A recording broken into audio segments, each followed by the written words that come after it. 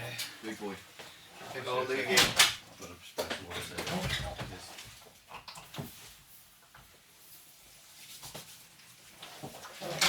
Chinese food likes going in, doesn't like coming out. No, that's the worst part of it, isn't it? Two mugs listening along, reviewing music and song, and other stuff. Sláinte. Hello. You're probably wondering right now, hang on a second. Isn't the show supposed to start? What's Jarvis doing talking to me? Well, the reason I'm talking to you is because after finishing editing the episode, which, by the way, took me a long time, I figured it might be appropriate to do what's known as a good old-fashioned trigger warning. Yes, that's right. It's got to that point. The reason why I think a trigger warning is appropriate is because me and Dary will be discussing a lot of themes during this episode, which, you know, might cause some discomfort. For example, we discuss alcohol abuse, drug abuse. We also discuss depression, anxiety, nihilism, and of course, the big one, suicide. Now, you may be thinking, hang on a sec, there's no proof that Mac Miller committed suicide. Yep, that's fine. We acknowledge that during the review. But, you know, a lot of the lyrics on the album do allude to him having suicidal thoughts, and me and Dary don't shy away from discussing it. So if those things do make you feel uncomfortable and, you know, they alarm you, please don't be afraid to click away and go somewhere else where maybe another reviewer won't discuss those themes in detail. But I just felt like it was appropriate to have a little trigger warning at the beginning. If you still stick around, hope you enjoy. Hello and welcome to Two Mugs and a Guitar with myself, Jarvis. And me, Dary. How are we? How are we? I do it every time. How are we? I always do the hello and welcome to. Yeah. You do the how are we? How are we? Yeah, that's your thing, is it? That's like your catchphrase. It makes me, I'm in it now. Oh yeah. How are we? Yeah, I like it actually. Yeah. Well, today we're going to be doing a new album by Mac Miller, Balloonerism. Very good album. Yeah. Yeah. It's one of those that kind of catches you off guard, isn't it? It's really dramatically sad. Yeah. Yeah. We have listened to the album already. I've only actually listened to it all the way through once. Yeah, same. So this is still going to be a somewhat fresh reaction. Somewhat. I do know the context of the album, Which is very dreary and sad. Yeah. We're going to leave this podcast quite sad today. Yeah, we are. Yeah, no. This album actually had a bit of a profound effect on me, to be honest. I feel like it did, yeah. The way your emotions are showing even today. Yeah. When I came into the car, yeah. You were just saying when we arrived here into the studio that you were kind of, you like to live in the album. Yeah. And I think that's where we're dramatically different. Yeah. Because I'm there for a good time or for a good listen. Mm-hmm. Or for a slating. Yeah. But you're in it for the whole hog. Like you want to live that. Like feelings. I like to really feel what the artist is feeling and understand what the artist is trying to get across. Yeah. And I feel like my favourite albums to me are the ones that get that across, you know? And whilst I feel like Mac Miller did do an effective job in this album, there are just some things that I have issues with it, and you know we will address the elephant in the room in a moment, the obvious elephant in the room. But there are some good things about it. I looked a lot of the lyrics when I was listening onto it for the first time, and there's a lot of references to unaliving yourself, as people would call it today. Nowadays, that's how it's stated. Yeah, that's the PC version, isn't it? Yeah. And a lot of reference to drug taking and escapism, and you know a lot of kind of like nihilistic thoughts as well about like nothing really matters and stuff. I just find it so strange because like obviously he's passed away since, obviously well before this album. Mm-hmm. But it's just weird to hear him say all those things about himself or whoever he's portraying or whatever the kind of the dialogue of the situation is. Mm-hmm. and then for to know that he died through drugs, like. Exactly. So it's nearly foreseeing it. It's a hard listen because with hindsight, you're listening back to it and you're like, it kind of gives the impression of like, was it like when I read up on the articles afterwards because I was like, oh, was it a suicide? Right, I'm just gonna say it. Yeah. Because I don't care. Yeah, well, like I mean, right, I do care obviously. It is what it is. The word itself doesn't really upset me. Yeah. I feel like I'm saying this so wrong. Let's undig myself out of this, you know. Yeah. But like, you know, the physical word itself doesn't, you know, trigger me. Yeah, is the better way to put you. it, right? But yeah, I looked it up to see if it was actually that, and it turns out that it seems a bit like it was an accidental overdose. Yeah. So, and it was like fentanyl, cocaine, and alcohol by lots of things. So, but listening to these lyrics and listening to this album, I don't know, it just makes me think, are we sure about that? Yeah. You know what I mean? Like, that's what I'm thinking, because, like, there's a lot of references throughout the album where, I mean, he says it at least a dozen times, I reckon, where he's literally just been out about how he feels helpless and that he wants to do the deed, yeah. You know? It's a scary one because, like, it's such an apparent thing in the world. Like, I've had scares with it, not myself personally, but, like, in my life, and it's when you hear it back in someone's that has we're referencing it as if it was suicide, but we don't know if it was blah blah blah blah. Yeah, but it's just hard to listen to sometimes, especially for me when I don't like rap music in the same degree as most people would. So yeah, it's a bit of a for me it was a challenging listen. It was a challenging listen, and the other elephant in the room that I want to address as well is the fact that he's dead, he's gone. Yeah, right. And I mentioned this to you already, and I also spoke to a couple of people about this, but the idea of, like, when an artist dies and they have loads of work that they were working on, we kind of fall into a bit of a moral dilemma of being like, should you publish that work? Yeah, I kind of brought that up to you, I think. Yeah. Is it a case that you like, is it his publishers publishing it without his knowledge, obviously, since he's gone, or is it something that he wanted? Yeah. From when he passed away to keep his legacy going. Yeah. Is another thing to look into. But it's difficult because, like, I don't know, as an artist myself, right, if I passed away, touch wood, obviously it doesn't happen, but if I did pass away and Shannon was like, oh, let's look at his hard drive, and found out that I had, you know, loads of music that I never released, which I do. Yeah, yeah. Would it be right for her to go, oh, I'll publish this? Yeah, yeah. You know what I mean? Because in my mind, I'm thinking, obviously, I'd be dead, so it probably wouldn't matter to me then. But in my mind now, I'm thinking, a lot of that work probably was unfinished. A lot of that work probably might have even been personal, and I didn't really want to release it. Of course. Or maybe those, like, even just the way the songs were produced, were they going to be produced the way I wanted them to be produced? You know, were they going to be in the right order in an album or in an EP that I wanted? You know, there's so many questions that, like, you have to ask yourself, that you're like, at the end of the day, even the artwork. Yeah, yeah. You know what I mean? Like, is this how Mac Miller wanted to release this music, or indeed even if he wanted to release the music? And that's something I had real issue with. The fourth song has a feature with SZA, and she's only out new. She's only recently come on the scene, is she not? Yeah. As far as I'm aware, anyway, in terms of I don't know much about rap music, to be fair.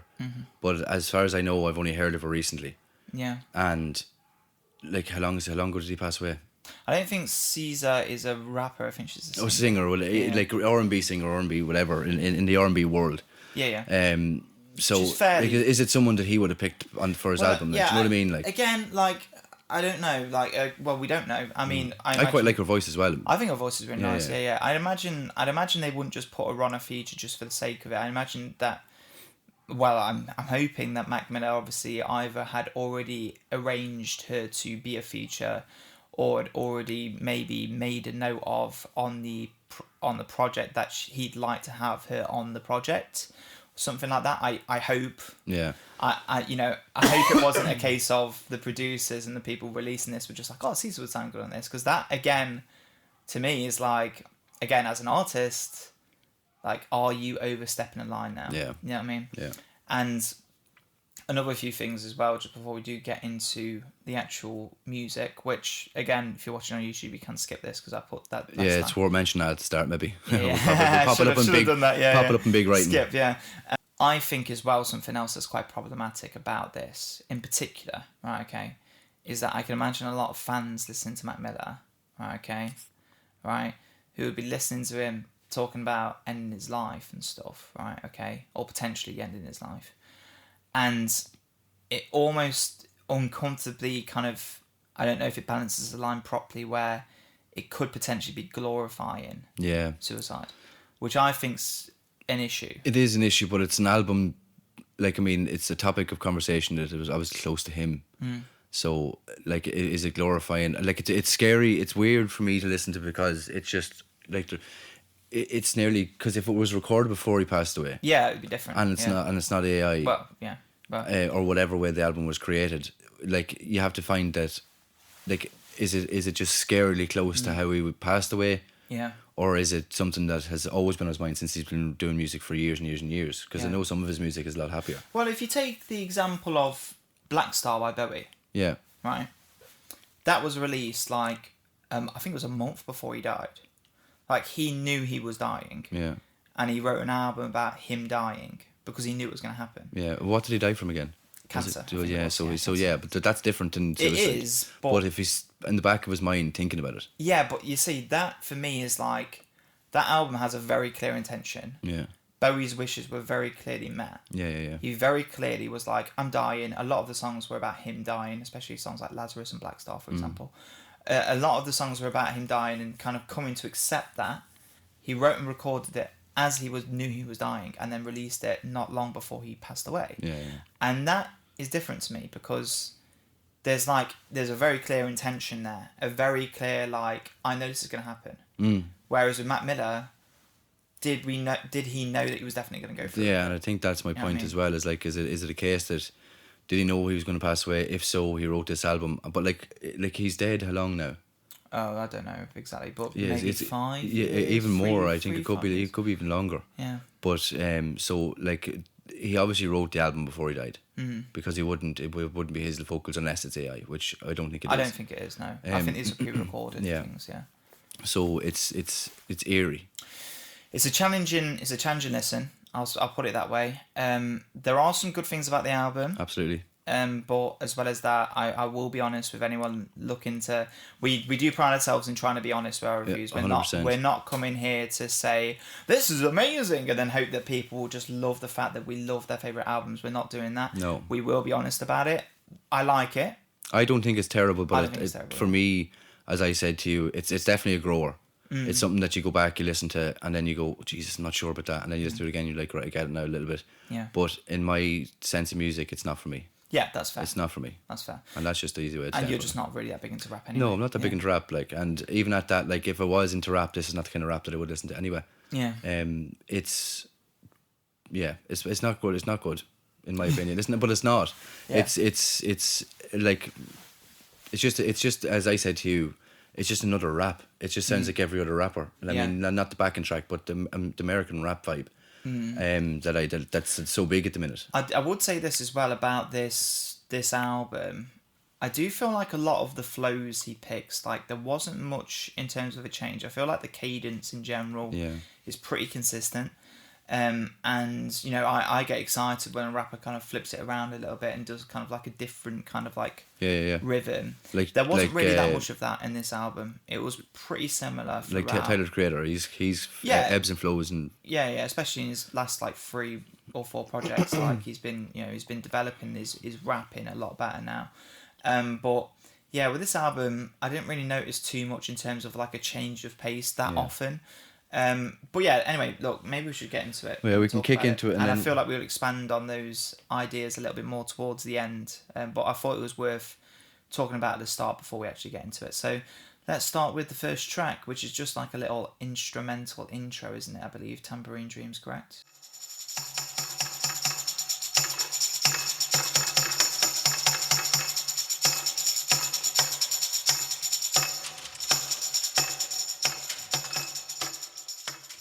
It's basically just an instrumental. Yeah.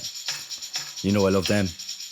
Yeah, you love instrumentals, especially when they're short and have no melody or nothing. just fully Makes no percussion. sense. Yeah. Like what's that do for it? But again, like going back sort of to It's the most upbeat part of the album, and it's the start of it. Like, yeah. it doesn't have any. It just doesn't match up with me for whatever reason.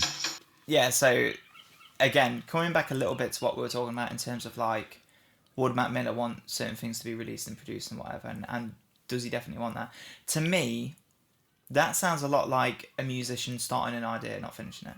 That's what it sounds like to me. It sounds like someone with like, oh, do you know what, this would be a good idea to have some percussion in the background, but then never added any like vocal layers or didn't loop it, didn't add a kick drum, didn't add whatever. It just sounds to me like someone just figuring something out. Yeah, and then someone's seen it on his hard drive or something and said, we'll put it on at the start to see what the crack is.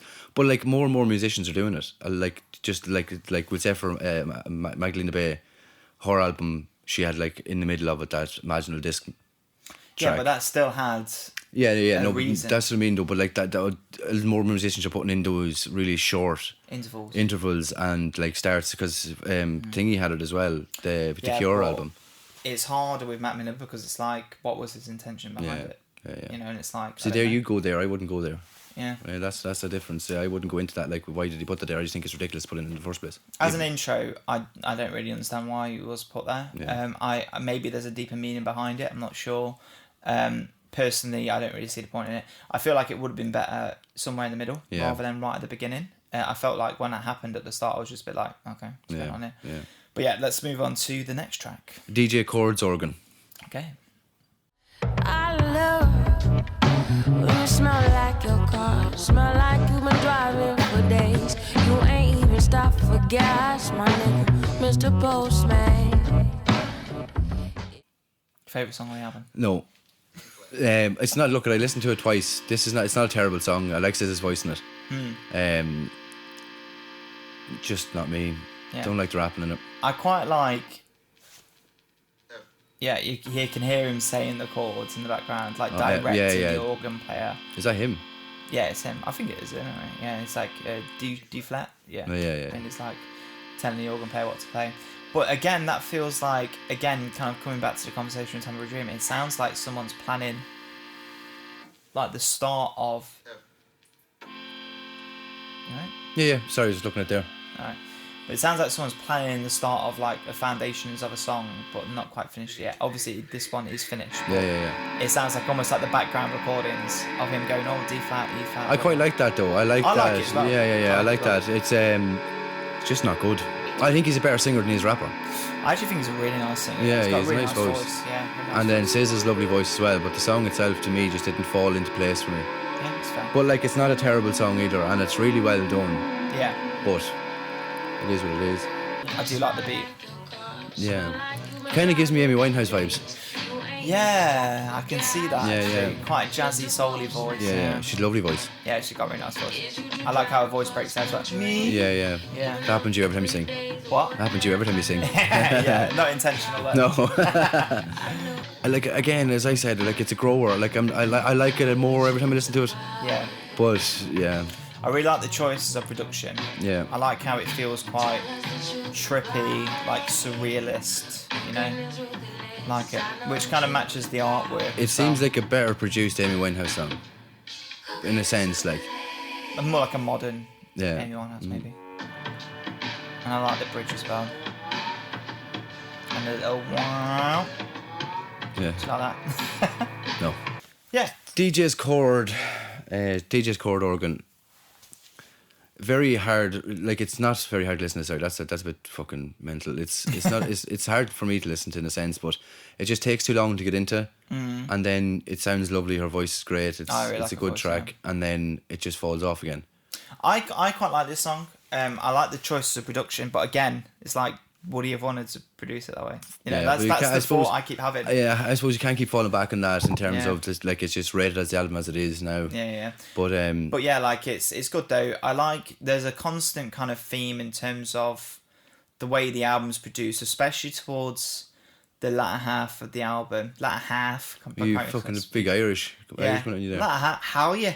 All The right. latter half of the album, where it does feel a little bit, it kind of becomes a little bit more warped, and to me it almost sounds like the effects of someone coming down on drugs or something. Yeah. Like, and I do feel like it's a very surreal sounding album, like almost like psychedelic at times.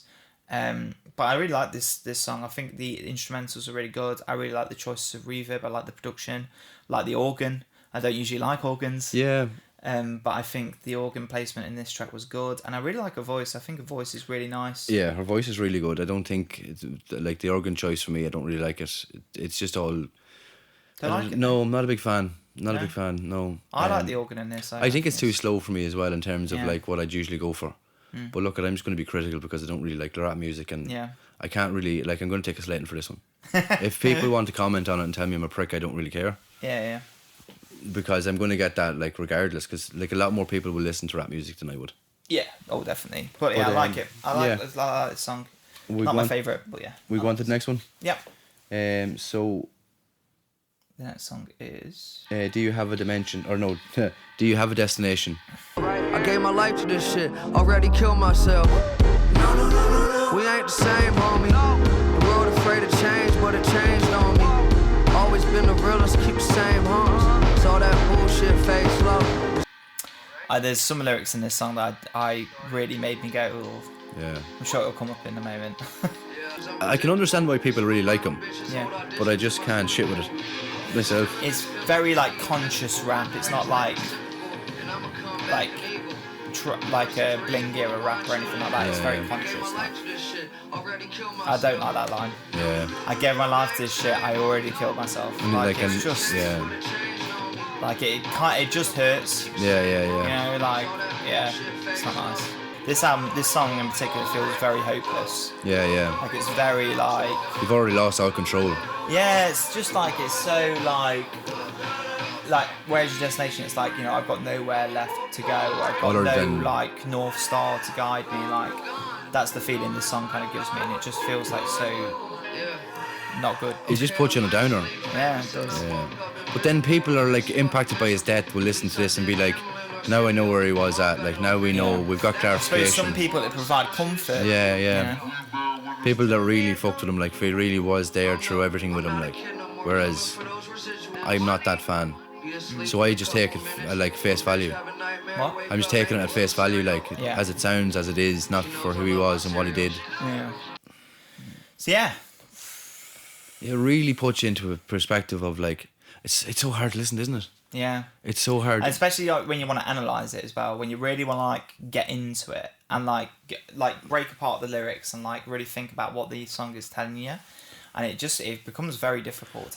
I think the two of us are quite empathetic people as well. Yeah. So like I'd have like people's feelings. I feel that makes sense. Like. Well, that is empathy. Yeah, I know, but like I'm just explaining in a broader term. Yeah. But like I'd feel like someone crying would nearly make me cry. All right. Okay. But it's just it feels like you're holding on to somebody that you're not going to be able to see again. Do you know, like in a way? Yeah. It's a strange one. And they know they're going as well. Yeah, I think me and you'd feel it more so than certain other people because we would be quite empathetic people. Yeah, I consider myself quite empathetic. Yeah. Definitely. It's a hard listen, like it really is, and like. You know, there's a reference in there about, you know, wanting to be a kid again and stuff, and I think that comes up a couple of times in the album. I think that's actually one of the closing lines where it says, "Oh, if you only you could start over," and that's like the end of and like, you know, wishing he could like restart his life. Yeah. You know, but yeah, that particular line in there, one of those lines that when I was first listening to the album, I was like, oh god, and it's the line where he says, "I give my life to this. I already killed myself." And it's like. Yikes, you know, that's rough. It's just, well, at what point do you lose control? I mean, like, if he's writing that and he's already passed away, it just seems so obvious that, like, if he had to put that album out before he died, you would have known he was going to die. Yeah, or at least you'd have a very heavy clue that. Yeah, it would have been on suicide watch, like. Yeah, oh yeah. But yeah, anyway, deep. Let's get on to the next happy song. Yeah. $5 pony rides. Yeah. Say it real droll. No, this is $5 pony rides. And I am wasting your time, but that's okay. I said it's okay. Let me give you what you want. actually quite like this song. I was going to say, this is your favourite song on the album. Yeah. Yeah, I knew it. Right, okay. Really? Yeah, that was going to be my guess, yeah. Because it was quite smooth and Yeah. jazzy and stuff. Yeah. I like the vocal melodies, and he's more singing in the song, Yeah. not actually rapping. Yeah, yeah. And it feels quite old school R&B as well at times. So that's You got why me. I was thinking is your favourite track, yeah. So yeah, I'll take the point. Fuck it. Yeah, but to me it felt obvious. Yeah, yeah. I was saying to you in the car, I didn't say what the song was, but Yeah. to me it was like, there's no choice, it has to be this song. It is a good song. It is a good song. And it's not too upsetting either. Yeah. you know. It seems like it's more towards like a partner of his, or It just seems to me like he's saying, can I give you what you want and what you need? Yeah, you know, yeah. like he's just trying to pawn for someone. But there are times in this album though where I feel like he's saying a woman, but like I feel like he's talking about himself. He's just using it as like a writer's device. yeah. But I don't know if that's true. You know what I mean? This song reminds me a lot of the Internet. I don't know if you know the Internet. No. You might quite like them if you like this song. Yeah, it's a good song. So you knew straight away this was my favourite song. Oh yeah. Good. Oh yeah. After I listened to the full album, I was like, Yeah, yeah. that's it. Good, like, because usually it's the opposite, like. Yeah. So you've got it this time. Yeah. I know, I really like it. There's good like vibe to it. It's kind of more upbeat, a lot more happening. I like that. It's nice. It's like dreamy. Yeah, almost kind of neo soul at times. Yeah, with the yeah. keyboards and stuff. But it's very funky. Like the bass line as well. Yeah. But the bass line, I think, is what really makes me think of the Internet, because Yeah. there's a lot of bass lines in the Internet songs that sound quite a lot like this. So that was 5 Ponies. What was the song called again? $5 Ponies Rides. Yeah. $5 Pony Ride. We started again. So that was $5 Pony Ride. Yeah. Like I said, I had a feeling that was going to be your favourite song. I enjoyed that song. It's very like kind of jazzy, good chords, Yeah. good vocal range. I was saying Good quite, delivery. quite neo soul with the keyboards. Yeah. Like, really, really nice song. Definitely feel like it's one of the more hittier tracks on the album in terms of its hit potential. Yeah. I just think it was a really good song. I had a feeling it was going to be your favourite song just because of the way. Good for you, because you're usually always wrong. Yeah, I'm usually always I wrong. come like nearly actually completely opposite. Yeah, You always get my you pick my favourite song as my least favourite song. yeah, on the album. and vice versa. Usually the same way around. It's funny that, isn't it? Yeah. I think Don't I pick think Tambourine Dream for my favourite. I think I've picked the wrong song for you now. So Fair enough. Well, I'll say this: like, it's a good, like I said, as well, like it's a good break in the album. Like in terms of obviously with the more like darker content on the album, this is definitely kind of like a bit of a breath of fresh air. But that's why I think it's that my favourite song is because it actually lightened me up a little bit compared to the rest of them. Definitely, and it's also one of the songs I feel like as it's kind of standalone, you could quite easily listen to this by itself. 100%. I think I would listen to it by itself. Yeah, in like a separate playlist of like just nice songs to listen to. Yeah. And also, again, mostly singing, not really rapping. Yeah. Mostly singing. Yeah, I think he's a better singer than he is a rapper. Yeah, I'd probably actually agree. Yeah. I like I said at the start, like that he does a lot of the same kind of cadence, and I don't know if on his other albums he does similar. I have listened to Circles before, which I know is like his big album. Yeah. But not for a long time, so I can't really remember what most of the songs sound like on that album. Yeah. But yeah, a lot of the cadences throughout this album, they don't really switch and change too much, and whereas this song was, a lot of nice melodies, really nice song. Well worth listening to. That's if I was going to pick one song from the album, I'd say I picked that one to listen to. Yeah. But again, you can double check with them all because you can skip through them on the YouTube. So exactly, yeah. So should we move on to the next one? Yeah, next song is Friendly Hallucinations. There's no one on the other end of that telephone. Let's fall asleep to the metronome. She's falling for her hallucination. What do you think of this one? What? What do you think of this one? I like it, but again, it's heavy. Yeah. I like the hook in the melody. Yeah. In the chorus. Yeah. Just not for me. Yeah, no. No, I like. It's not even that it's bad. Like, because I like the rhythm to it is really good, and like the cadence to it is really good. Like, it's just it kind of keeps your head kind of. Yeah. But the song itself is just not something I vibe with. I would like to just mention that lyric there. I just want to pause it just for a second. There's a line there that he says where it says, "There's no one there hanging on the other side of the telephone." Yeah. Okay. Now this comes back again later. Hanging. No, not like that. No. Didn't think like that. No. Oh, God. I meant more like, as in like, it sounds to me like when you're obviously having those thoughts and you want to reach out to someone. Yeah. You know what I mean? To kind of like put you in the right state of mind, or maybe think yourself out of it, or talk yourself out of it. Yeah. You need a companion, right, when you're going through those thoughts, someone who you can reach out to and say, I'm not feeling great. Yeah, and, yeah. you know, try and put a spin on it. So that line there, there's no one hanging on the other side of the telephone. That idea comes back later, okay, in my favourite song on the album. Right, okay. Oh, definitely got it wrong then. Yeah. Where you can very clearly hear a voicemail that's not being received. Oh, okay. So there's like this noise in the background where it's like, your voicemail is full, and it basically means that you can't reach them anymore, right? Because they're not picking up the phone. Yeah. And the reason why that's my favourite song and that idea is so relevant to me, not because I've personally done it, but my favourite show of all time is BoJack Horseman. I love it. Oh, yeah. It's so depressing. Yeah. But it's one of the best written shows I think ever. Like, I think the writing in it, first season's terrible. Like, first season's not great, but if you endure through it, second, third, fourth, fifth, sixth season, Class. unbelievable writing. And there's a part that literally brings me to tears where that sort of thing happens. This is a cartoon. It's a cartoon, but it's so deep and it's heartbreaking. It's one of the most heartbreaking shows I've ever seen in my life, but it hurts me to even think about it. But that line where it's like there's no one hanging on the other side of the telephone, and also the voicemail being full, it made me think of BoJack Horseman and the specific moment in the show. Yeah. And it really made me go, oh my God. And I really felt for him, because I felt for the character in the show that was happening of course. to it. That's and the then empathetic side of you. Yeah, and also it was just kind of tying in those two things that I really love, like BoJack and obviously music. And it was just like, oh fucking hell. And I gotcha. Like, yeah, it really got me. But yeah, we can carry on. I like the hook. I like the flow to the song. But this is what we were saying to go with what we said earlier, is like it definitely is a grower. Yeah. Because like the more I listen to it, the more I'm like, well, actually. Yeah. But I was never like that with albums before.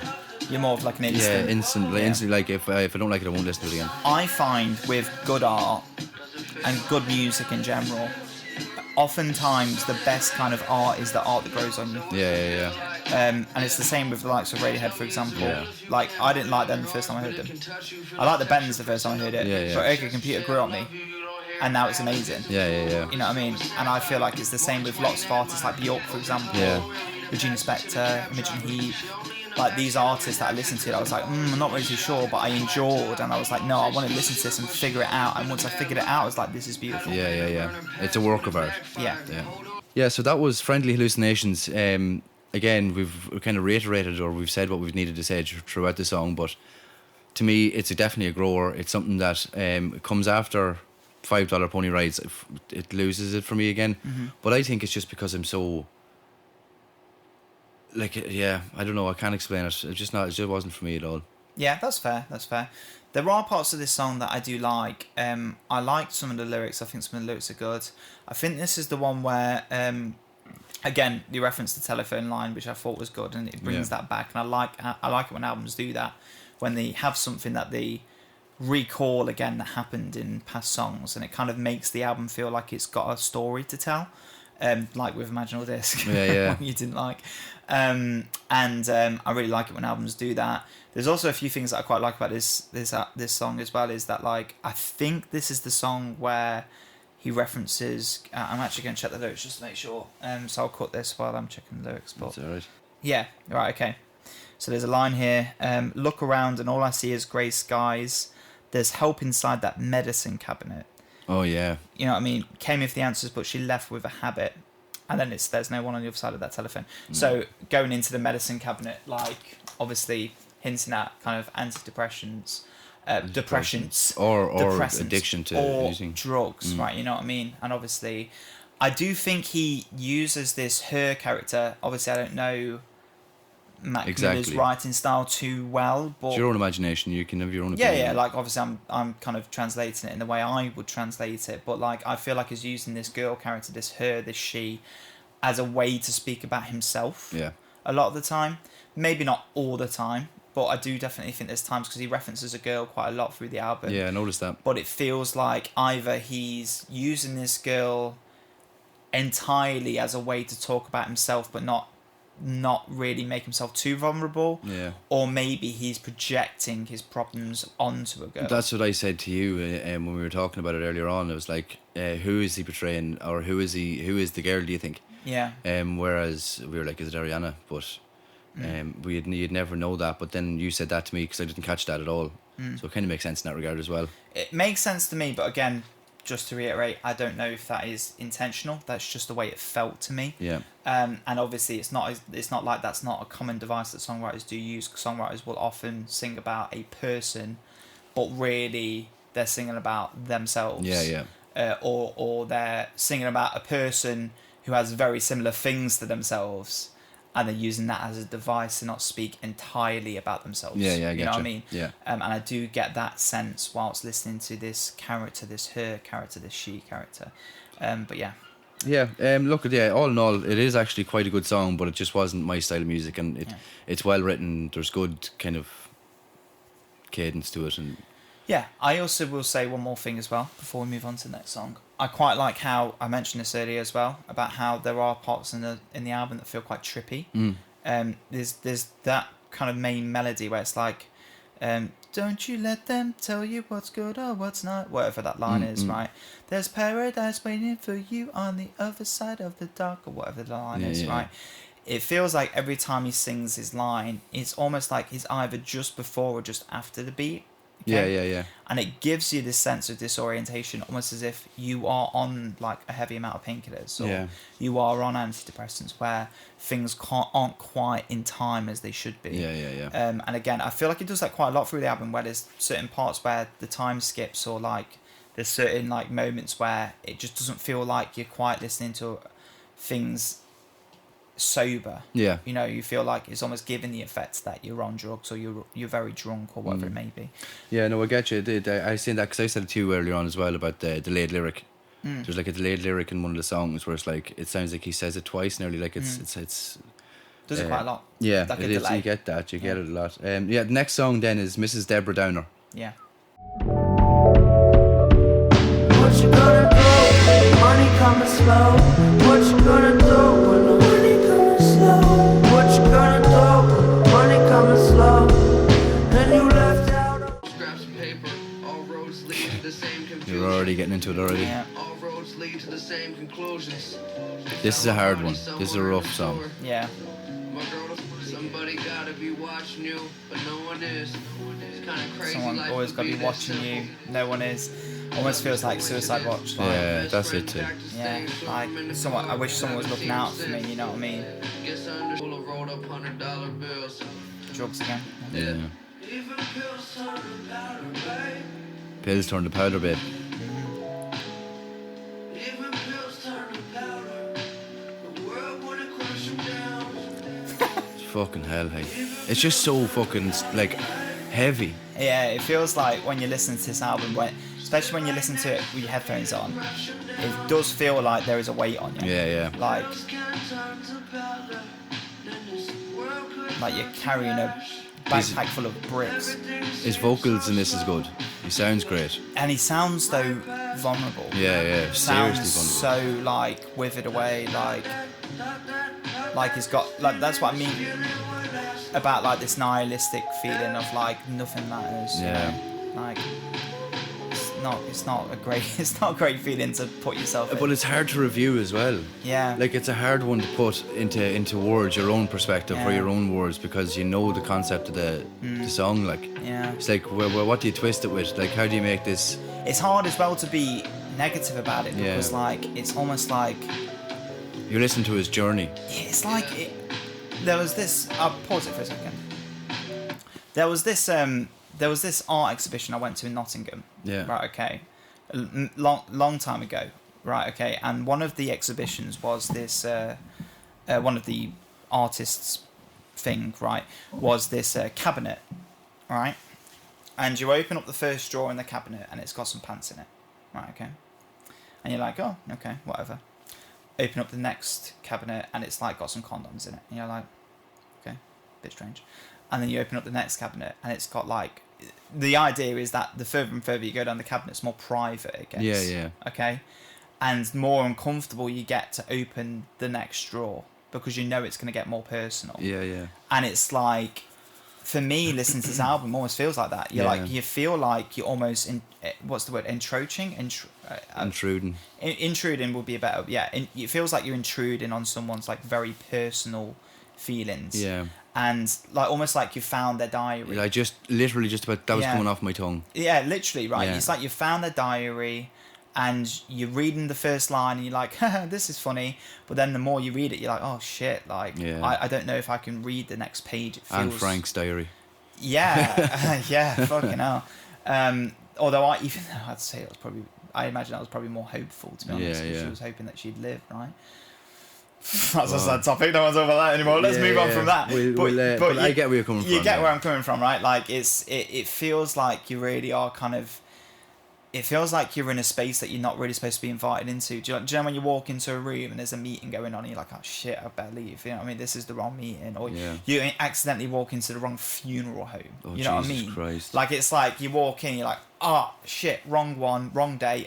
Sorry, didn't mean to intrude. Yeah. It feels like that sometimes. It feels like you're in a space that you shouldn't be in. Yeah, like I felt like that as well. I felt like you're listening to his audiobook. Yeah. Do you know? It's like... There's another album that I would love to watch you to react to at some point. It's a beautiful album. I don't even want you to listen to it. I'd like to just sit down with you and watch you react to it, which is A Crow Looked at Me by Mount Eerie. And it's the most heart-destroying album you will ever hear in your entire... It literally... I like depressing music, right? Yeah. It took me a long time to finish that album. Right. Like, I couldn't finish it in one sitting. I had to... It was difficult. It's a very hard album to listen to. Okay, let's make me cry on camera. But like that album, this album gives me similar feelings. It's not quite as probably is actually as deep. Like, but it's like it's just profound. It just affects you. It's hard to listen to. Yeah. So yeah, let's listen to the last bit of this song and then we'll move on. Yeah. Started smoking weed again, started trying to read again, clean myself up, now would you be my friend? Do I need to know? And then there's that dependence on drugs again. And then it slows down again, and that kind of trippy, like you're not sober. Yeah. You know, the kind of the melody descends, like it almost feels like the vinyl disc is warping. Yeah. And then it comes back to normal again. Like it just feels like there's times in this album where it doesn't fit, like even still now, like it feels like the melody is slightly behind, like the drums are dragging. Yeah. Like, and that melody is so like haunting. It is haunting. It's just, it's a funny one, to be honest with you. Like, I mean, it's just so hard to put into perspective. Like I can't summarize that really in any sense of like that would give it justice. Yeah. Look, it does it itself. Like, it tells you everything that's wrong. Yeah. And also that line of like, what you're going to do when the money comes slow. It's like, what you're so dependent on drugs and alcohol, like you're escaping, you're running away from your feelings. Like, what you're going to do when you can no longer rely on that as a way of escaping. You know, that's what that lyric says to me. What are you going to do when you can't afford your drugs and your alcohol anymore? Like, are you just going to, what are you going to do? Yeah. You know what I mean? And it's like, yeah, it's hard. Fucking heavy. Like. We'll go to the next song. Yeah, let's go. Be fun. This one's Stoned. Yeah, Stoned. Isolation, she locking the bathroom door. Baby, let's get stoned. I like the guitar. I know you mentioned that. Yeah, you like the guitar. Yeah. This is one of the other ones that I was between this and to $5 Pony. I actually don't love the guitar, but again, this dependence on drugs to run away. You know, she breaks down her pain, she rolls up her weed. It's like it's the only way for her to escape from her reality. And again, this her, I feel like he's talking about himself. I don't think it's a her. I think he's just using that as a device. I like the guitar melody.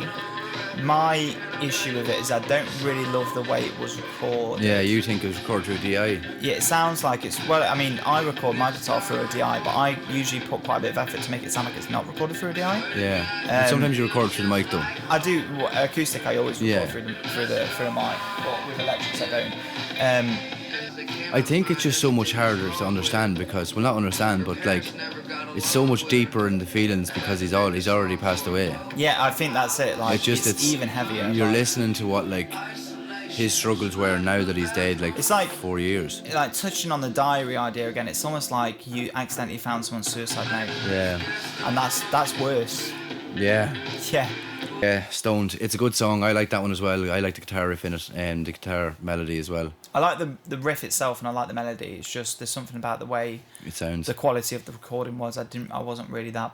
I kind of felt like it would have been a little bit better maybe with just like a tinsy wincy little bit of reverb. You know, maybe pans to a different direction or something, so it's a little bit more like faded in the background, but still. You can still kind of pronounce it a little bit. I feel like it just like I would have personally done that a little bit differently. Obviously, I'm not fucking a massive producer over here, but like, that's just my own.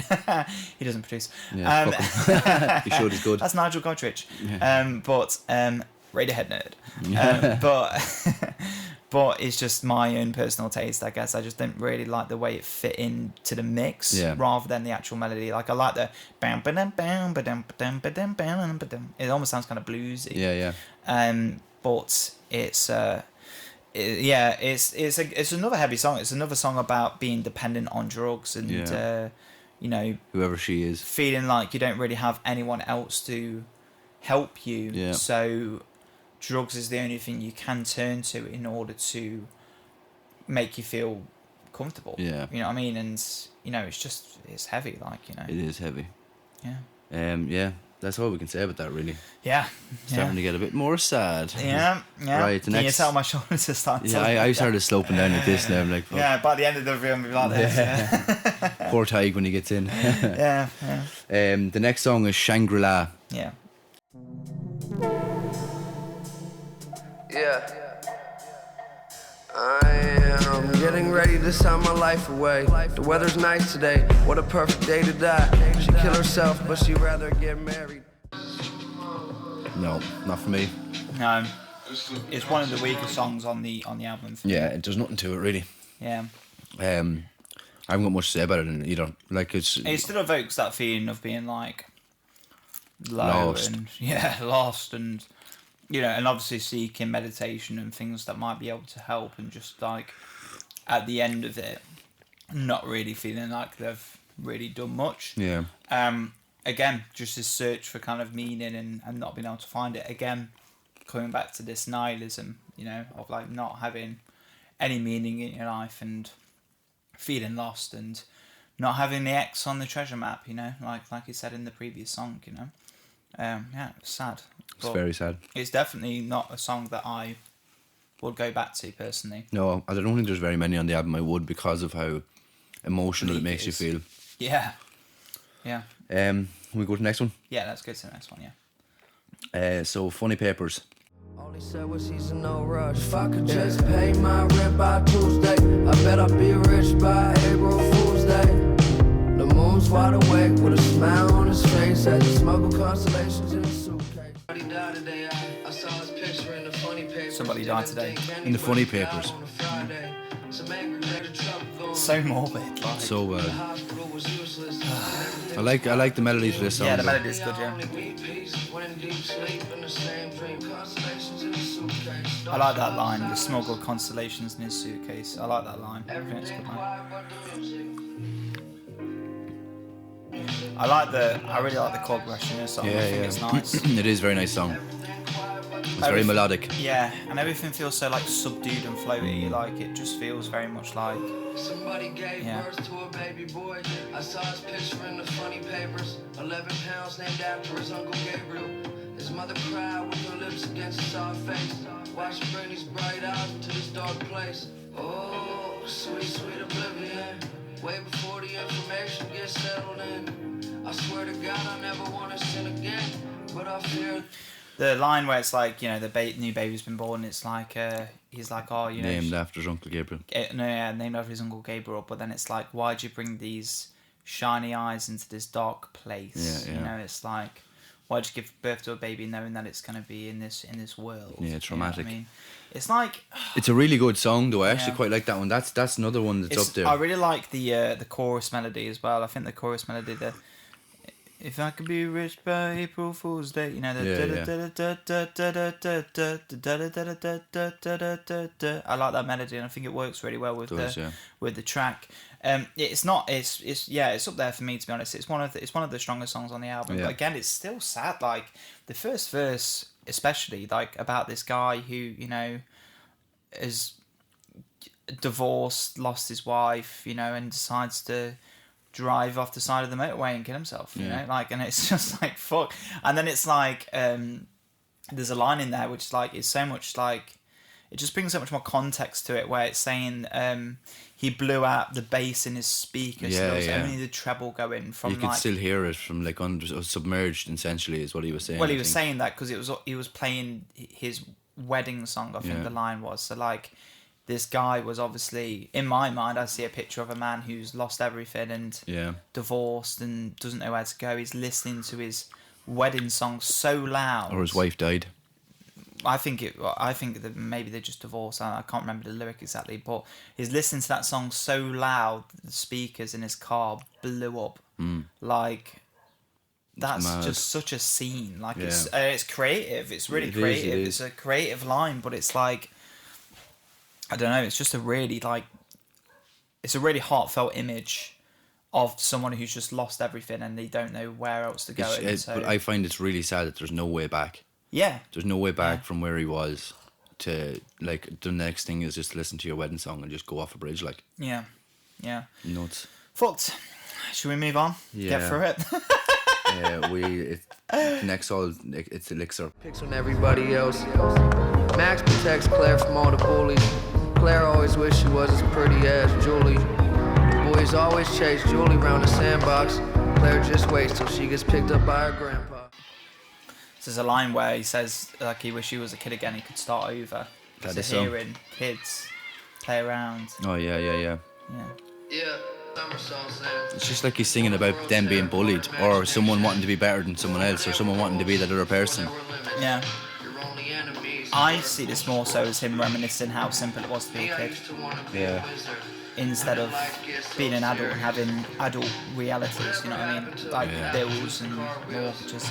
It's a pretty cliche idea, but like, I don't know, I think he does it in an effective way. Yeah. I really like this instrumental here as well. I think this instrumental's nice. Yeah, it is. It's nice. It's very well done.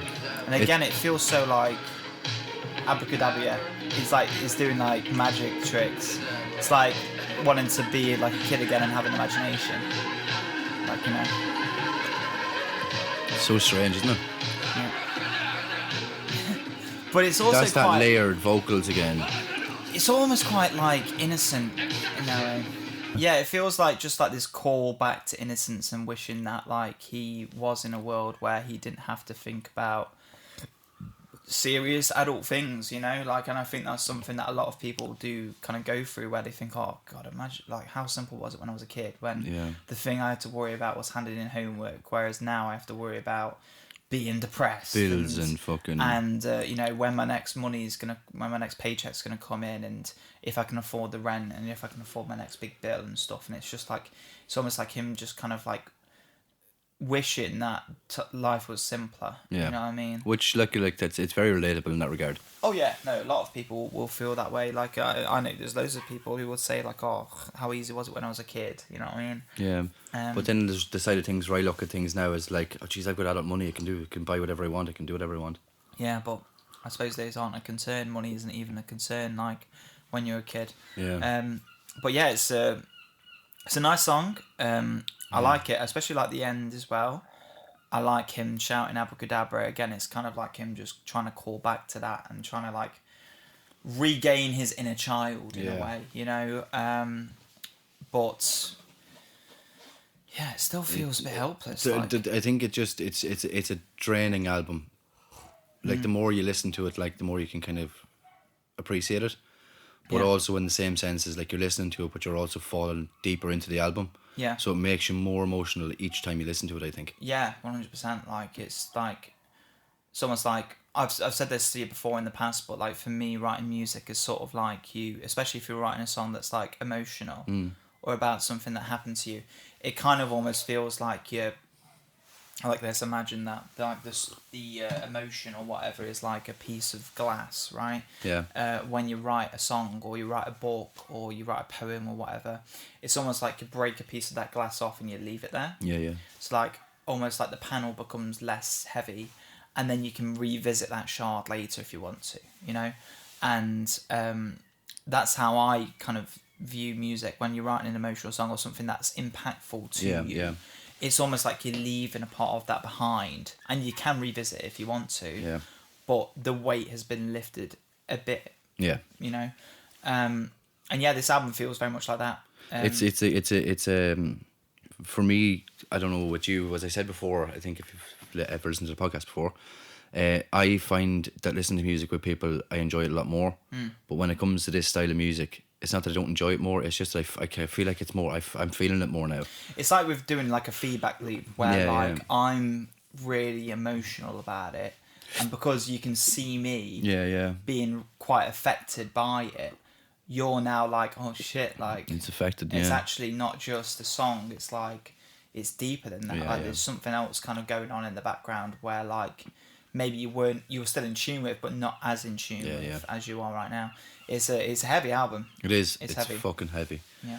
Anyway, we'll go on to the next song. Yeah, let's go on. What's it called? The next song is Transformation, and it's featuring Delusional Thomas.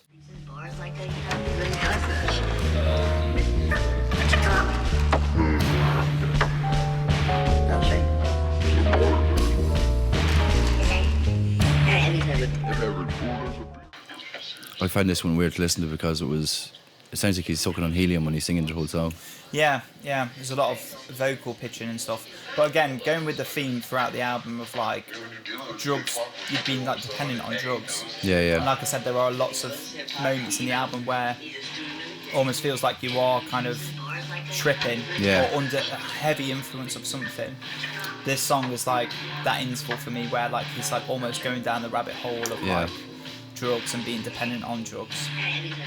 I find it strange. It's just another one. You were saying you think it's my least favourite song on the album. Yeah, it is. Yeah, I can imagine, yeah. I quite like the descending piano though. I just don't get it. I don't get the whole vibe of it. I think it's just more so him kind of creating a effect of being under the influence of something, but like a heavy influence. Like at one point as well, even with the lyrics, like it just sounds like he's absolutely off his tits to be fair. Literally, right? But at one point, even with the lyrics, he does like a bar. I think it's here, and he forgets the bar and he has to repeat himself. Like, what? Let me try that again. You know, it's like he's like so off it. That he can't even keep his bar straight. And he has to repeat the same bar again. It's just it's real eerie and like you're living it. Yeah, especially when you put your headphones on. It really puts you in that space. But look, it wasn't for me. It's not a song that I could jazz with, to be honest with you. It's probably up there with my least favourite, apart from maybe Tambourine Dream, because of course that's I feel just like an instrumental. Sorry, I've just not talked across you. I feel like they were trying something and it didn't work out. In my opinion. To me, it just again, it kind of feeds into that idea of being dependent on drugs. Again, that's a theme that kind of comes throughout the album. And this song to me just kind of is creating that effect of being like, I'm so lost and so incapable of being sober that you know this is the way my life. There's a song by Elliott Smith. Big fan, right? Big fan. Yeah, but similar situation to him actually, to Mac Miller. There's a album that was recorded and released after he died as well, and again very similar situation where there was a lot of hints throughout that album about suicide, right? Especially in there's a really heartbreaking moment in that song actually on the song King's Crossing where he says the line, "Give me one good reason not to do it," as in like ending his life, right? And his girlfriend at the time ad-libbed over the top because she could record over the top after he passed away, "Because we love you." So it's like, "Give me one good reason not to do it," and you hear his voice in the background going, "Because we love you," and then he's like, "So I'll do it," and it's deep. But there's a song by him called I think it's An Intoxicated Reality is a Necessity Now to Be Free, I think it's called. Jesus Christ, that's a long So one. it's like, it's got a long name. I don't know if that's the exact title, but I'm sure any Elliott Smith fans will know what I'm talking about. I think it might even be on that album, and it's all about him because he's on heroin. Yeah. Like, that was his drug of choice. Yeah. His elixir. Yeah, right. That song was all about his dependence on heroin, feeling that that's the only way he can be sane, essentially, or be himself, free, you know. And it's funny too that that's the way things go. Like you're that dependent on the drug. It's the only way you feel normal, even like though it's the least normal you could be. Yeah. It's like self-medication, right? Yeah. So, but yeah, that's the effect this song gives me anyway. Yeah, I get it. I get the understanding. I understand what they're trying to do. I just didn't. No, it's not one of my favorites. Yeah. Like it's quite a passable moment on the album, in my opinion. But yeah, want to move on to the next one? Yeah, we can do. Next song is Manakins. Manakins. And there's a feature with Dylan Reynolds. So close to heroin.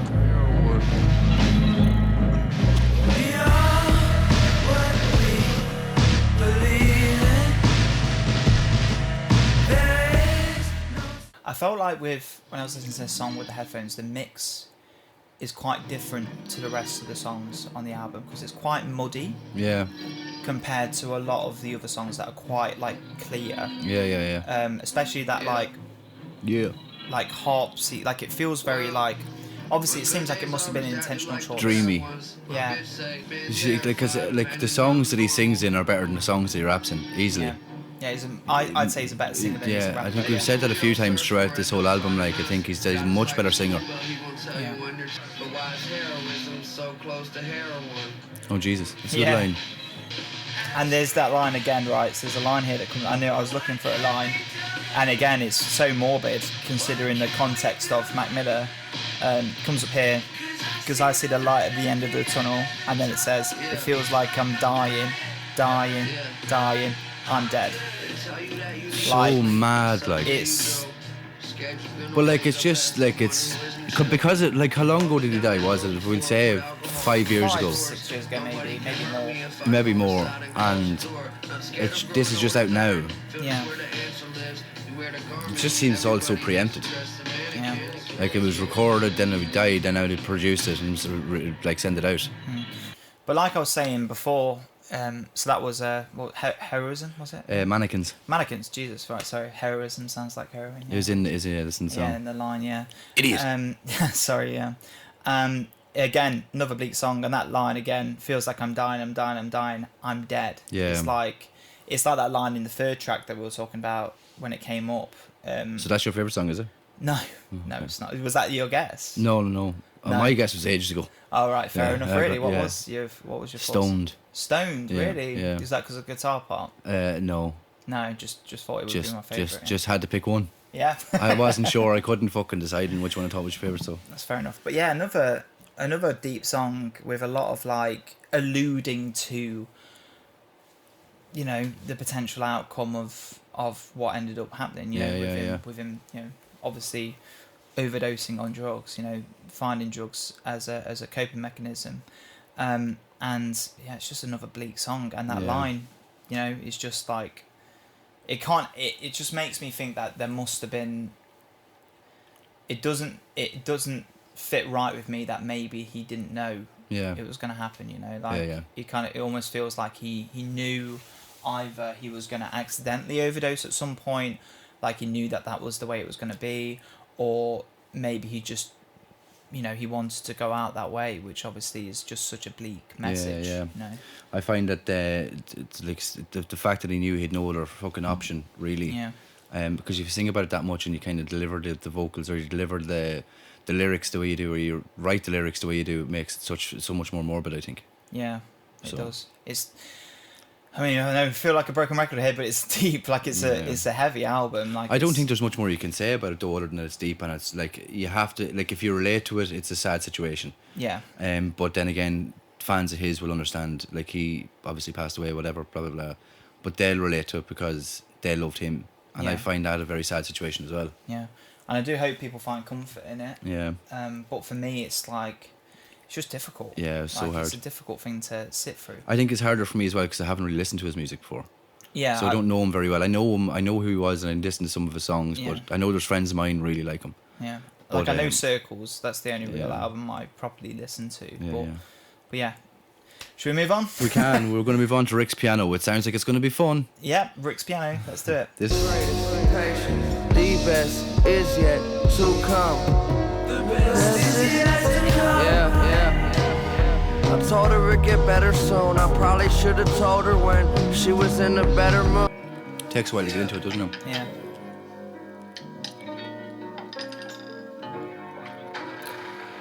Get back in depression.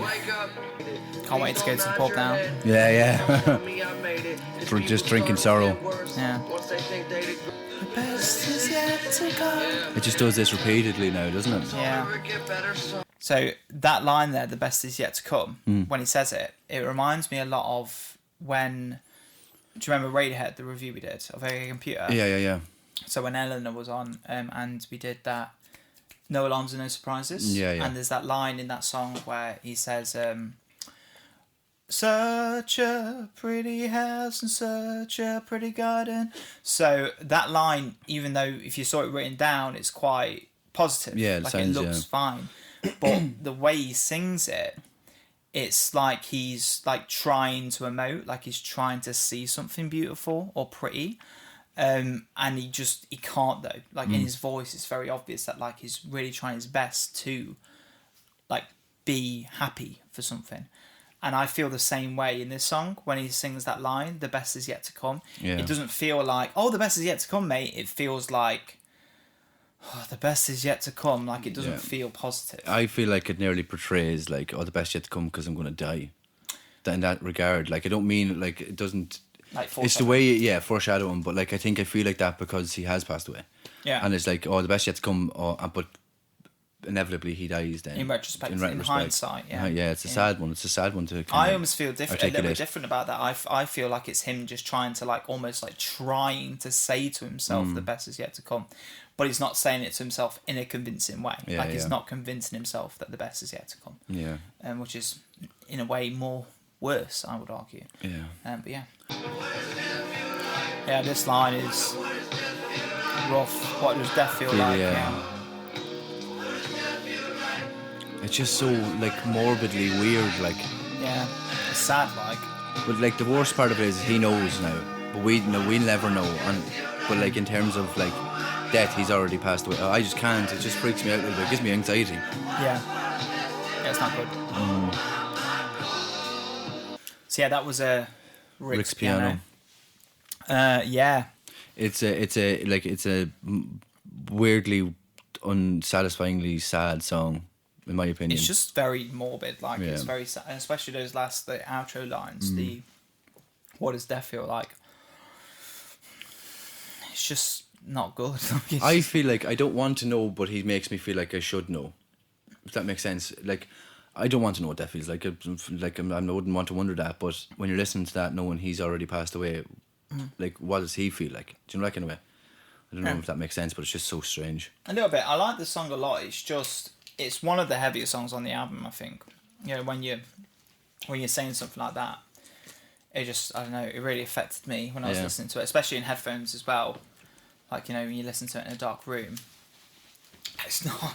No. Weird, especially with the context as well. It's just, it's a heavy song. Heavy album, obviously, but like. People are going to think we're sponsored by Galaxy. Oh, I'm sorry.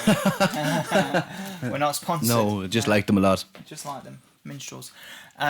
But yeah, should we move on to the last song? Yeah, we can do. Yeah, let's get on to it.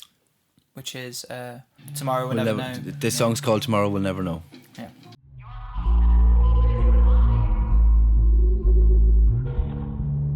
Do they dream just like we do?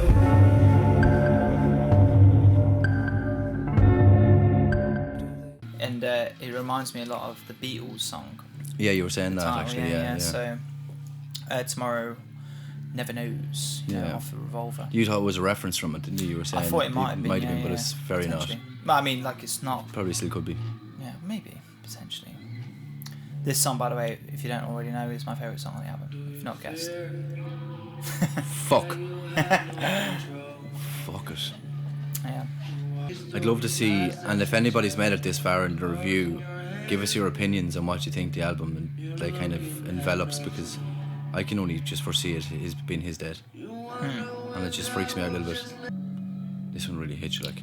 Yeah, to me, like, I don't know if you've noticed, but there's a voicemail in the background where you can hear like the voicemail is full. Yeah. Like there's like a little clip in the background, and to me, it reminds me a lot of BoJack Horseman. Oh yes, yeah. Yeah, which I was mentioning earlier. There it is. The voicemail's full, and it sounds like to me like he's trying to ring out to someone. Yeah. But obviously he can't reach them because because they weren't picking up the phone. Yeah, it's just so sad. It's just like people have felt like that before. Like, you know, you try to get in touch with someone, you're sad, you need someone to support you, and then no one answers the phone. Yeah, it's just like you don't have someone to rely on. Yeah. You know. I like, it feels like you're just stuck in a dungeon, or you're being punished, and you're just stuck there listening to your own thoughts. Yeah. And just like it's echoing, like, and every drop echoes, every little fucking like speck. Chinese torture. Yeah. Literally, like ugh. What I like about the ending as well is that, like, when you listen to this part, you can hear the phone ringing. There it is. Yeah. Where it's like someone's not picking up that phone. And like when you listen to this song and you come to the ending and you're in your headphones, you like, and it sounds like the dial tone there as well. The bop bop bop that he does. Yeah. Like when I was listening to it, looking up at the ceiling, it does genuinely make you feel like hopeless.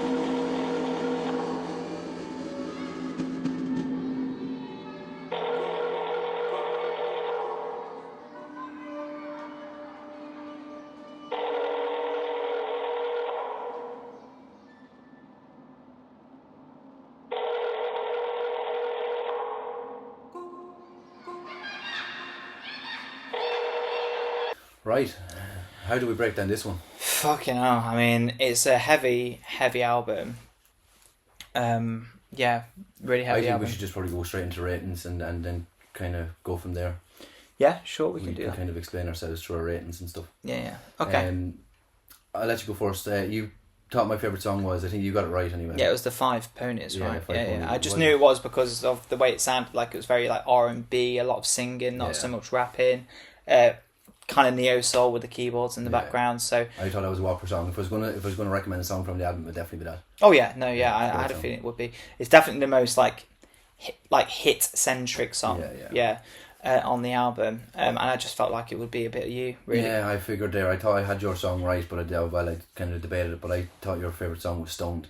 Okay, yeah. But you went with the last song we just listened to. Yeah. No, I just felt like the last song had a real impact on me personally when I was listening to it by myself. Yeah. Just it's very like I feel like if any song captures the essence of the album, I feel like it would be that one. Yeah. You know, if you didn't want to listen to the full album, just kind of sink into that headspace. Yeah. I would just say listen to the last song because that will give you the overall feeling of the album. It's very. It grabs you emotionally. It's very hopeless. Like it feels like you're lost. Like we were mentioning about the treasure map, obviously, in one of the songs before. It's like you can't find the X. Yeah.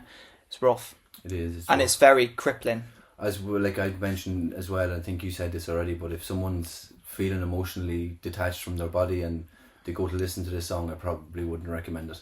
No. Because it put or me album. I'd be put into a state of like if I sat and listened to this on my own and I was sad, I'd let the sadness build.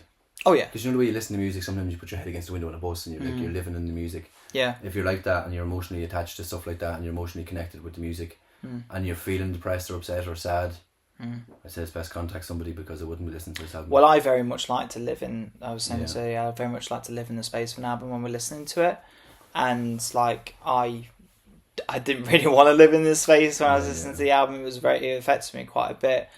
Really, really emotional album. Do you want to do the ratings? Yeah, well, I think yours was. We do the 3, 2, 1. Yeah, we'll do the 3, 2, 1. Yeah. So ready? So 3, 2, 1. Neutral 7. Okay. So I was wrong. Yeah. That's quite high compared to what I thought it was going to be for you. Yeah, I probably would have given it a neutral 8. Yeah. The only reason I didn't is just because of my feelings of, with him not being alive and obviously not knowing if the album was in his best interest and what he actually wanted to do. Like, not having that extra context kind of makes me feel a little bit uncomfortable about the album. Yeah. And we've already had this conversation, but if I was an artist, again, touch wood, and I died, thanks for touching. Yeah. Obviously I don't know how I would feel knowing that Shannon might go into my hard drive and see a bunch of songs that I haven't released and release them. I'd like to think that those songs were either prearranged already, or he maybe he had the album all ready to go, and he the people already knew that he was going to release it anyway. I like to think that was the case, but if I don't know, I can't speculate. Can't confidently, we were speaking about Black Star earlier as well. That's a different story, because of course he knew he was dying. He recorded it while he was dying. He knew he didn't have long left. He still released it. Yeah, Bowie. Yeah, he knew he released it about a month before he did die. So that's a different story, but I don't know the full story to this, and for that reason I can't confidently give it a high rating. I think I said this to you earlier on as well, as I disagree in the sense that it depends on, if he was still alive. Again, you said if until you know that, you can't really confirm it. So I suppose I agree with you in that sense. I just feel like his artistic delivery would have been the same, would have used the same background, would have used the same chilliness of it. Would he have produced it the same way? Would he have put the songs in the same way? The artwork, the lyrics, everything.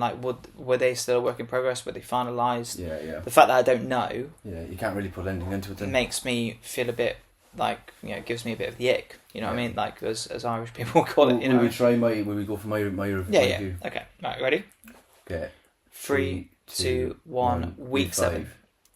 Okay, yeah. Right. So for me, and I'll explain myself. Because you rap, right? Yeah, it's the rapping side of things. It's the fact that if it was his voice, and I said this previous on the listen to the review, I said if he sang the whole album, I'd probably give it about a 7 high. He's a good singer. 7. He's a brilliant singer. Yeah. He's a better singer than he is a vocalist. Or he's a better singer than he is a rapper. Sorry. Yeah. And 100% if he because I just don't I'm not into rapping, and if anybody wants to come at me for it, I don't really care. Yeah. Because it's my opinion, and at the end of the day, and it's not the fact that it was shit that I didn't like it. It's just because if it was delivered vocally as a song, singing it, I would have given it a lot higher review. Just like your style. Rap, yeah. Yeah.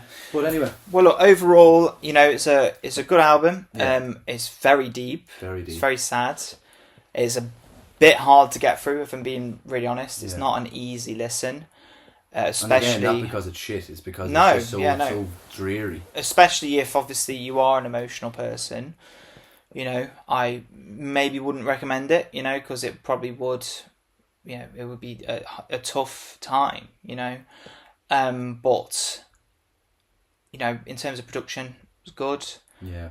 In terms of its overall meaning, I like to hope that he did already advise that this would be, recorded or produced in a certain way and released in a certain way. I like to think that it was, because if that's the case, then I probably would give it a higher rating. But because I don't know, then it makes me feel a little bit uncomfortable listening to it. Like we said earlier, it almost feels like listening to a diary. Yeah. You know what I mean? And diaries are think private. It also goes without saying, is if anyone is having any difficulties with their emotions, if they're depressed or anything, just get help. I'm the best advocate for that in terms of anxiety and whatnot. Yeah. Because I have that past, and now I'm on medication and whatnot for it, and I don't drink alcohol, and just look after yourself. Yeah, look after yourself, guys. But yeah, look, hope you enjoyed it. Anything you want to add before? No, I'm all good to go. I'm ready to rock and roll. Yeah, I'm ready to lay down now after that and sleep. Yeah. It was a tough one. Yeah, it was, yeah. Right, well, look, we'll see you on the next one, lads. And bye. See ya.